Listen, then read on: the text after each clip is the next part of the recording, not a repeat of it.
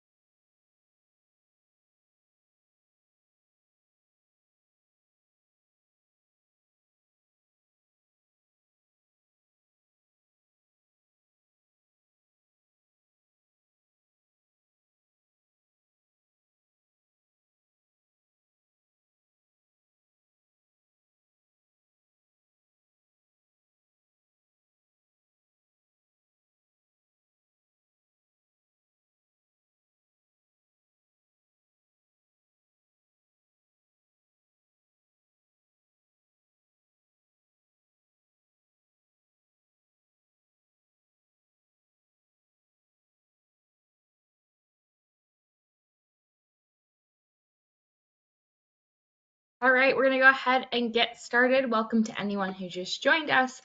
My name is Kiara Frechette. I'm the Nonprofit Programs Director here at Spur Local, and today we're going to be talking about effective peer-to-peer fundraising. This is the first of a handful of workshops we're going to be doing, especially around kind of thinking about your fundraising techniques as we go into end of year, as we go into Giving Tuesday. So please be on the lookout for those.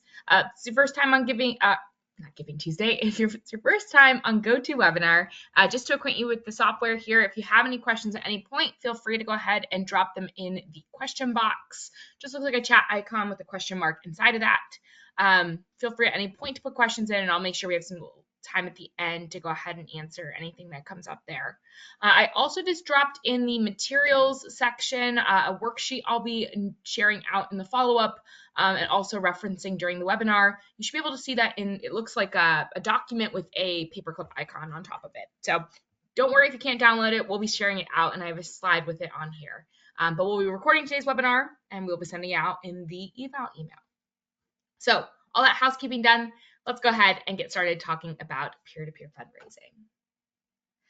If you've attended any of our webinars this year, we've been talking about kind of what the donor trends have been over the year. As we've been thinking about this, you may have noticed, and if this is the first time you're seeing this, this is really the trends that we're seeing and we have released at the beginning of the year in terms of donor behavior. And one of the pieces we've been talking about all year is how peer-to-peer is really a great space to be in and kind of considering, because transference of trust is huge in giving, and this really allows for it.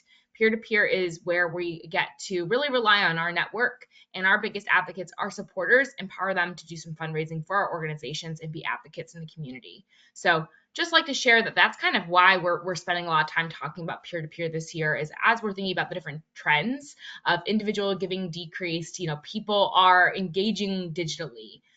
We know connections are so important. Peer-to-peer really puts all this together. It's usually done digitally.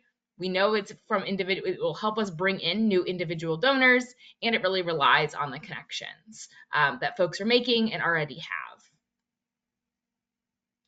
One thing I like to share here too, you're here, so I am, telling you something that you may already know or have already bought into, are interested in exploring further. But I just like to share here before we fully get into things is CauseVox giving study from the past year. And what they found here is that more donors want to donate, but less do. So for younger donors aged about 18 to 34, 50% considered increasing their donations. So that's some money that is available to us that we could potentially be getting for our organizations. Storytelling, we know, is the #1 way to get those donations. So giving those regular updates, testimonials, visuals of impact are the most effective in fundraising, especially as I talk about effective peer-to-peer strategies and ways to be thinking about this. peer-to-peer giving really allows for folks to give their personal testimonial, their personal stories of impact, how they've been involved in your organization. And usually that lends itself really nicely, right, to storytelling, and they go hand in hand. People are telling their stories of their interactions with your organization. So being able to use that and leverage that, best way, we can do our storytelling at that peer-to-peer kind of basis. And then finally, donors are eager to be active. CauseVox found that 71% expressed a willingness to assist in fundraising activities for organizations that they're already supporting in some way or another. So as we're thinking about this, again, that's 71% of maybe our current audience who could be supporting us in fundraising. So how do we work with them to raise money on our behalf, to advocate on our behalf, to be sharing, again, our impact there. So just sharing all this data kind of from the first slide to this slide, sharing that the environment currently is really rich for setting us up for a very successful peer-to-peer campaign. People are wanting to give. It's a way that we can get those individual dollars back up, and we can build on connections that we already have as an organization, and especially as a small local organization. We are so close to our communities. How can we leverage those communities in different ways than maybe we have in the past? So just very high level, starting from the beginning here, what is peer-to-peer? And peer-to-peer fundraising is relational fundraising. So what this is that we would have ambassadors for our organization who are fundraising on our behalf. So if you've ever seen somebody, post maybe for a run that they're doing on a birthday or an anniversary, where they're sharing the impact an organization's had on them, and they're fundraising and hosting a fundraiser for that organization, that is a peer-to-peer. Are led by individuals who care about our work and our impact. They champion our cause to others that they know, and they really leverage their networks to gain new supporters. So they are sharing out, why they're fundraising on behalf of your organization, sharing about your organization, and asking people to donate to them, but donate to us through them. So that's really what we're doing here and thinking about. Why, when we think about this, it really is a transference of trust. New supporters may not know us, they may not trust us, but they trust their personal connection. There's a reason that they're seeing that person's post. There's a reason that they're talking to that person. And this is especially important for smaller nonprofits that maybe we lack that name recognition. We have a small group of really active supporters, but we're looking to expand our network. Let people who might not be in our 5-mile radius, 10-mile radius about our work. So as we think about this, it really does build on trust, and it relies on trust, that people have trust in those that are in their network, and then that those folks are the ones kind of bringing in donors, exposing us to new people, and helping get the word out. As we think about this, some kind of myth busting here. It doesn't always have to be on social media or reserved solely for younger donors. Anyone can do peer-to-peer. This can be done over email, it can be done over text, phone. The most active we do see it, and usually the primary kind of media that we see peer-to-peer fundraising taking place on and being most successful is social media. But if you have donors or volunteers or people who have a pretty big network but maybe aren't as active on social media, certainly can do this over text and email, giving their friends calls and raising money on your behalf. But typically, again, we see this over social media and maybe email next right after that.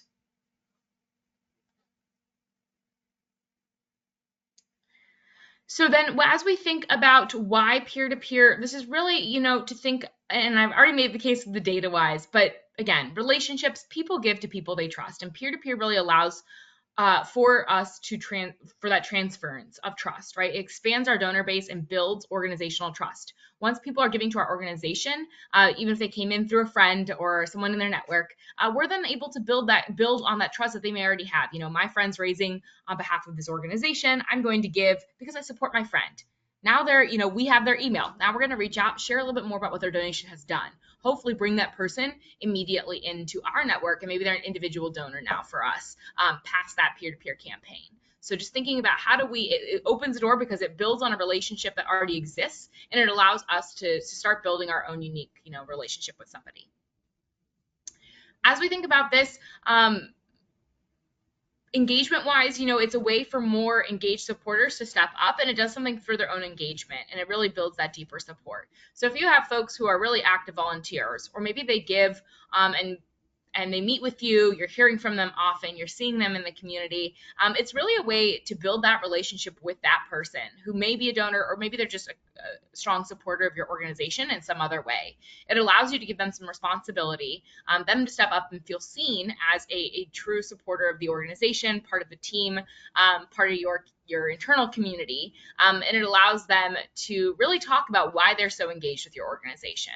So on one hand, it's really awesome because we're building out new relationships, but it also is an engagement kind of cultivation tool for those who are really engaged in some way already with our organization, that we're able to have, build a kind of working relationship. We're able to build a relationship and steward that person into saying, hey, you support our organization. You're a volunteer weekly. We'd love for you to do a fundraising campaign if that's something you'd be interested in, talking with them, giving them that trust. We're not asking everyone to be a ambassador for our organization. Not every donor is going to be a peer-to-peer fundraiser. So as I get to this, you're going to be securing some lead advocates. And as people come to mind, similar to when we're doing a little bit of donor prospecting, we're doing some kind of active supporter prospecting, who could be a good fit for this.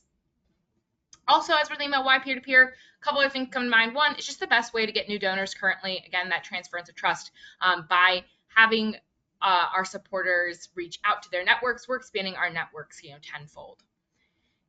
It's a great structured word of mouth opportunity. It's not just relying on us coming up in conversation because someone's talking about us when they've interacted with us, but it is really, we're able to kind of control that narrative, provide information, and create a time when we want everyone talking about our work, everyone talking about our impact. So it is that structured kind of building on word of mouth. If your organization relies on a lot of people finding out about you from word of mouth, this is a great time to be exploring peer-to-peer because it's already happening naturally, it seems. So be thinking about, this could be something you build out. So it is, hey, if I'm going to talk about the organization, here's a way, we're also running a campaign. Can I tell you about it?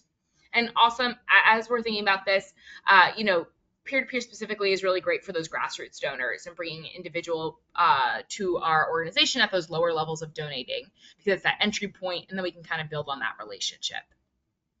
I'll also say for small grassroots organizations, we have small teams, and we have small development teams and marketing teams if we're able to have folks in both those spaces. So as we think about why peer-to-peer, it's great. Again, it relies on it's some upfront work to be able to develop the materials to run a successful peer-to-peer campaign, but it does allow your team to reach more people than you would maybe individually, because you're relying on those folks who are volunteering to do these campaigns. So really great when we're thinking about our smaller organizations using this as a tool or trying this out as a tool. If you have an active board, active volunteers, or other supporters that come to mind. And we'll get into all this as we continue throughout the webinar. So tip number one here is to start planning. So as we think about this, kind of the rest of this webinar, I'm going to go through different tips of running an effective peer-to-peer campaign and just some ways to be thinking about who to involve and consider all of the ways that you might run this campaign. So one is just thinking through your call to action and your timing. So as you're thinking about this, when you run a peer-to-peer campaign, you're going to want to make sure that you have a campaign in mind, that this is a specific campaign. You're not going to be running peer-to-peer all year round. Similar to if you were running a Giving Tuesday campaign or a spring campaign, you want to have a specific campaign, a specific peer-to-peer campaign that you are running. And that's fine, even if it's just, general operating support. It's not going to a sort of specific program, but just one time that you're putting all your energy into the peer-to-peer fundraising forum. When we're thinking about this, campaigns work best when you're targeted at a program, population, or effort. If we're trying to reach a lot of grassroots donors, that's why we're doing peer-to-peer. Or we're raising, again, you can do general operating, that's totally fine. And if there's a program that we're trying to raise money for, and we have really active program participants or alumni from the program that could be our peer-to-peer advocates, really great way to kind of tie those things together. If we're thinking about, building out our volunteer program, maybe we're having our volunteers do a peer-to-peer. But generally, it could also just be a more general campaign. Either way, you want to have a specific campaign, not just kind of run this free-flowing, kind of open-ended. You're going to want to think through the who. So think through who you want to lead. And leaders really dictate who will be involved. And again, I'll show you a slide and we'll go through some kind of considerations as you pick your advocates. And then when. You want to create materials and goals before you reach out to anyone. Peer-to-peer campaigns should be launched with the leaders of the campaigns about 2 to 4 weeks before the campaign launches. So typically, we're spending time pulling together the materials, thinking of what we're trying to achieve, putting together our list of advocates. We're reaching out to the advocates. We've secured who's going to do the fundraising on our behalf, and fundraise and share about our work. And we want to make sure that they have materials to feel prepped, that when they go to their networks, they have everything they need. They can craft their own. A lot of times, we're not writing their testimonials for them. They need to write those testimonials. But what we're doing is we're maybe giving them a framework or example language, templates to share. So we always want to make sure that we get that to anyone we decide to be a lead advocate or we're asking to, who has committed 2 to 4 weeks, just so they feel prepped, because they're running that fundraising piece on their end. So just making sure you're thinking about that when. Tip number 2 goes into depth here as we're thinking about planning. So this is kind of what you're doing before you actually launch that campaign. You're thinking about what is the campaign, what is it tied to, who, and what do we need to kind of create here. So as we're thinking about this, diving in deeper to the who, you want to find your advocates. So tip number 2 is identify your leaders. As we think about this, there's kind of 3 main ways to be thinking about your leaders, and that's in your network, those that are engaged, and those that have been involved long term. As we think about our network, it's not always going to be those richest donors or major donors. Again, peer-to-peer really relies on those grassroots donors coming in, and what you're really looking for here is the network and who has access to networks and who would want to do this. We're kind of starting to think about, if we had a Venn diagram of maybe these 3, maybe not exactly a Venn diagram, of kind of 3 overlapping circles of people who have that network, who are engaged, who are long-term, and who fits maybe 2 to 3 of these criteria. As we're thinking about this, you also want to make sure people's network fits the ask that we're making. If our peer-to-peer campaign is targeting grassroots donors, maybe we're thinking about our younger, more involved supporters, because that would be maybe an easier ask for younger donors to come in at that grassroots level. If we're maybe thinking about recurring donors, maybe we're thinking about people who have given in the past. So just kind of thinking about the network, especially as you're thinking about who to involve, depending on the work that you're doing. You may not have program participants doing even if they have a strong network, they may not be the folks who can give or kind of meet your donor profile of a typical donor for your organization. So just kind of, again, thinking about, yes, someone may be really involved, may have that network, but if that network maybe doesn't make sense always to be your donor, it's not worth not trying, especially if you're thinking about this. They have the network, but may not be your most successful. So if you're kind of picking between advocates, you want to just be thinking about their network, who those folks are. Are those people, do they fit kind of the general profile of those who give to your organization already? Could they fit that?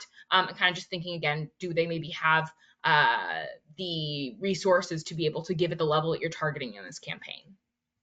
Ways to do this, kind of just looking through social media accounts, thinking about their job, their local college, any kind of ties they have to the community. And then another way to be thinking about network too is, have they brought in people before? Sometimes when we're thinking about our supporters, especially if we don't really have a volunteer opportunity for folks, could also be thinking about people who have invited others to events that you've hosted or have attended multiple pieces of programming with you. So just thinking about network in that way. As you're thinking about those that are engaged, you're thinking about maybe those active and consistent donors or volunteers. These are probably already coming to mind for you as I'm talking about leaders. You're probably thinking, oh, okay, I know, Jane over here, she is someone who I'm always talking to, is always volunteering. She might be a great peer-to-peer person. Or this donor is really active. So just thinking, these are probably the people that come most naturally top of mind as we're thinking about who we could be involving. Again, could be someone who attends some volunteer events or advocacy options. Ideally, if you're asking them to do that, run a peer-to-peer campaign, they've been in touch during this year. So it's not someone who was involved in the past and we want to bring them back. It's someone who was involved pretty recently. And then as we're thinking about this, also a way to be thinking about that is people who have been involved with our organizations long term. So focusing on people with 2 or more years of engagement with us. that's one way to be thinking about it. Again, they've showed that sustained engagement over time. Maybe our organization shifted, but they've still been involved. They know kind of a little bit of the history at that point about our organization, have been involved long enough.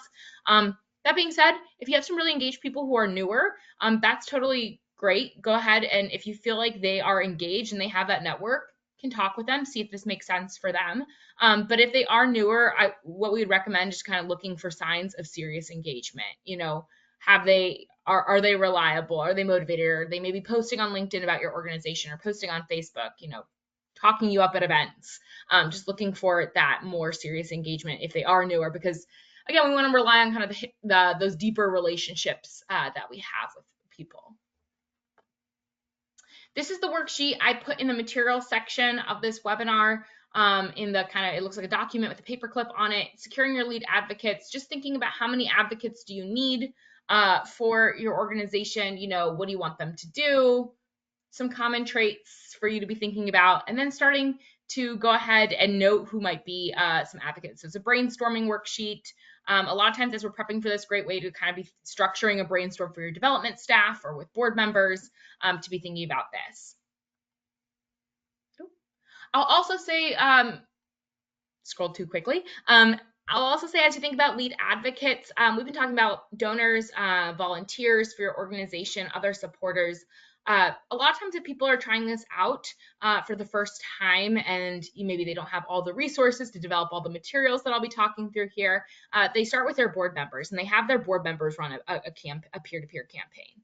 So once a year, they have their board members reach out to their networks and start bringing people in. So that's one way to be thinking about it. Depends on how engaged your board is, if they're doing that, but that's one place to start, and would recommend kind of thinking through that with your board if it makes sense. Again, as you think about it, it's good to do once or twice.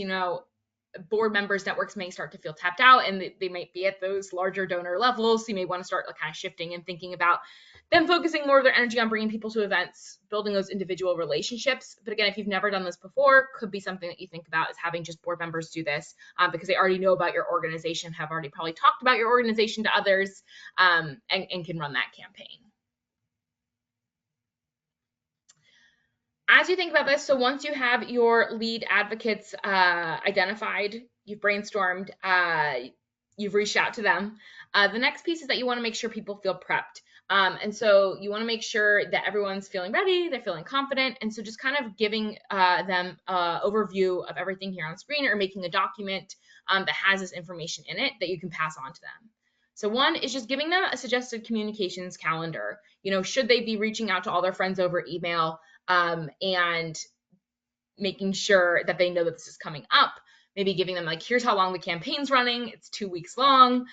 Here's when we'd like you to post. Here's when you can close it. Do one push in between. Or we'd like, what we see successful is sharing with your friends and posting about the campaign, 2 pushes, then it closes. Just giving people that suggested communications calendar. As much as possible, give them templates for social, email, or conversation. Those templates will include kind of maybe, especially as we're tying this to a campaign, what that campaign's focused on. Could include a pitch that you usually use, and any written appeals or social media appeals, conversation topics, and spaces for them to go ahead and insert their own impact story, their own testimonials, why they got involved with your organization, why they volunteer. So giving templates, giving the timing, we want people to feel empowered to be able to fundraise on our behalf.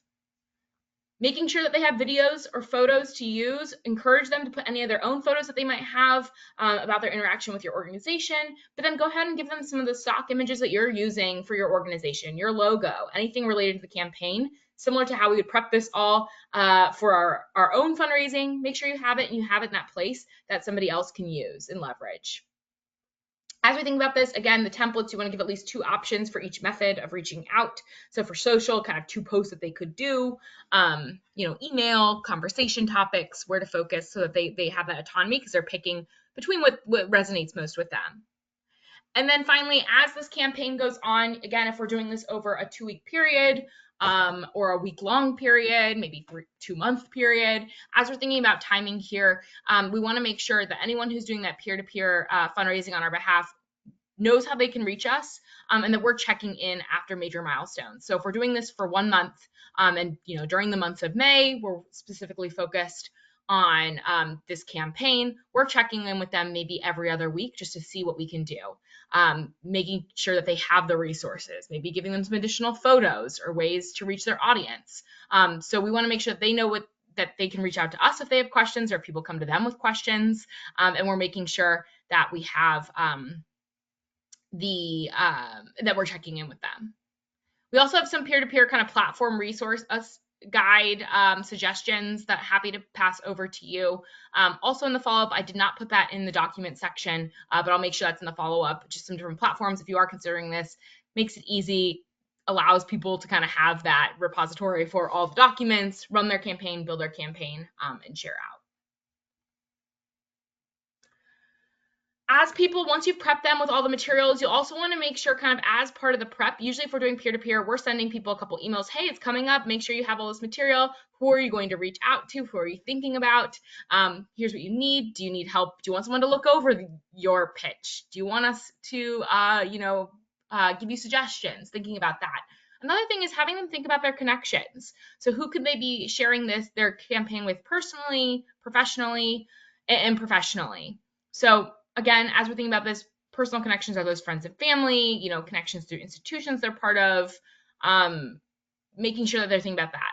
The other is professional. So could they be sharing this with colleagues or former colleagues? Do they have a physical office? If so, can we get them something that they can print out and put at their desk? So just kind of encouraging them to think about it in different ways. And then as we're doing this, because they're thinking about it in different ways, back to the templates piece, you want to give them those 2 to 3 templates to use, maybe more professional and a more personal template, so that they're able to customize their conversation based on who they're talking with. If you've done this in the past, definitely recommend sharing success stories or campaigns that have worked, so that they have a reference point there. As you are running this, another tip to, if you feel like you've done this, you have a great group, you're looking for something to kind of take it to the next level, or you think, engagement with this has gone well, but it's maybe petered off in the last year. One thing to think about is just ways to gamify it. So thinking about, is there a matching gift that will help drive other giving? So do you have a major donor, or do you have a board member that if peer-to-peer fundraising raises $5,000, they'll give their $5,000 as a matching gift for the year? So just thinking about is there an ability to turn someone's gift for your organization that they're already planning to give into a matching gift? Sometimes that will help drive that engagement. I'm trying to raise $5,000 so that the organization will get $10,000. That also helps to drive networks that may not be familiar with our work to donate, because we feel like we can be responsible and help that person reach their goal. If we have this, we want to make it time bound and communicate it to leaders ahead of time. As we're thinking about this, also in terms of matching, you could also be thinking about a contest. Is there a chance for leaders to win or compete? This could be a tangible prize, maybe that they are getting dinner with the executive director, or getting a coffee on the organization, or maybe getting a tour of your space. Could also just be bragging rights.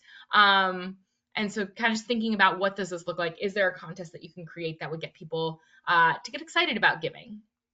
And then as people are giving, as they're being those advocates for your organization, again, you're checking in with them, but also throughout that campaign, you want to highlight and celebrate any leaders, thanking anyone who is doing this fundraising and celebrating. Even if they aren't bringing in as much as maybe they hoped, still celebrate, still thank them, because maybe in the future, they'll have learned from that, their first peer-to-peer fundraising, and they'll have some ideas for the next time that you run this campaign. So you want to be thanking, you want to be celebrating. People are taking their time to do that fundraising. So you just want to make sure we're appreciating folks. And then finally, follow up. This is the last tip. So if you have any questions, go ahead and pop them in the chat. It's a great time to do so. But as we're thinking about this, after we've run that peer-to-peer campaign, we're closing out. Really, really important that we follow up, because we've just now been exposed to a whole host of new donors. How do we make sure now they're in our atmosphere and that we're not just relying on all of the folks who were our peer-to-peer advocates? So on the behalf of leaders, you want to thank everyone for any personal contribution, plus efforts to engage others. Again, even if they're not successful, and even give them some sample language to support their contributors. Can they post a thank you to everyone who's seeing the post and engaging with them? You want to focus on them being leaders. On the donor side, you want to thank directly, even if the leaders are thanking too. Too much thanking is not a thing. So we want to make sure that we're thanking anyone. If the leaders are thanking, we're also reaching out to those donors, thanking them for their contributions, focusing on great impact and the idea of collective giving. Keep it pretty short, but you want to have a plan prior to the campaign about how peer leaders will give you that donor contact info if willing and needed for your organization. Again, that's a great place to have that software, use the software for this so that automatically you have this information and peer leaders know you'll have the information, but you're going to want to make sure that you have a plan for how peer leaders will pass it on if it's not something directly coming through the software.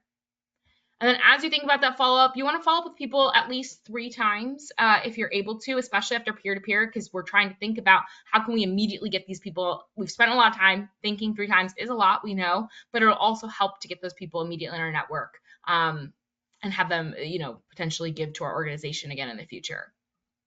We do know keeping campaign donors is a challenge, so we want to thank them right away, 2 to 4 weeks later, and then 8 to 12 weeks later. And generally what that cadence looks like is appreciating the gift, a thanks, and look, here's how we did overall, last month. And hey, thanks again for giving earlier this year. Here's what we're doing now. So just kind of tailoring those thank yous to kind of 3 different focus areas. All right, that was a lot that I just talked through.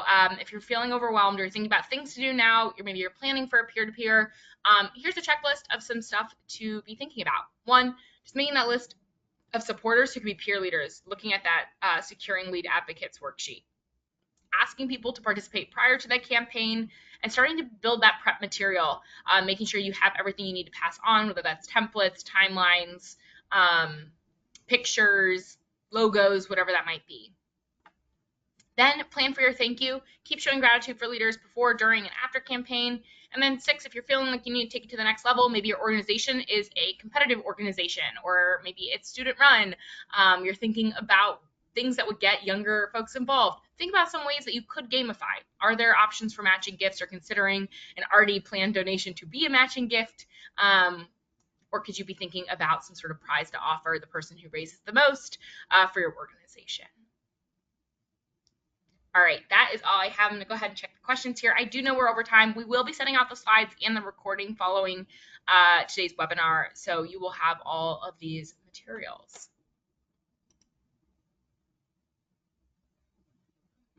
Yeah, question. Are you aware of any successful efforts to expand legacy or planned giving donor base using peer-to-peer campaign? Typically with peer-to-peer, it focuses and most successful at the grassroots level. We've seen some folks bring in recurring donors through the peer-to-peer campaign. If that was what it was specifically focused on, it was a lot smaller of a peer-to-peer campaign, focused on having current recurring donors do that. Haven't always seen it be successful, and I don't have any examples we've seen, at least, of that legacy or planned giving, just given that those tend to be those deeper relationships that we're building individually versus asking peers to kind of share that information. So if you have folks who are already planning for that, what we might recommend is just having a meeting with them and hearing more about their motivations to be a planned, why they chose to be to plan for planned giving, to be a legacy donor for the organization, and doing a little bit of understanding their motivations, and then potentially running either a campaign or starting to do some donor prospecting around folks who meet that similar criteria or may have similar motivations. But peer-to-peer probably wouldn't be the best specifically for that type of focus.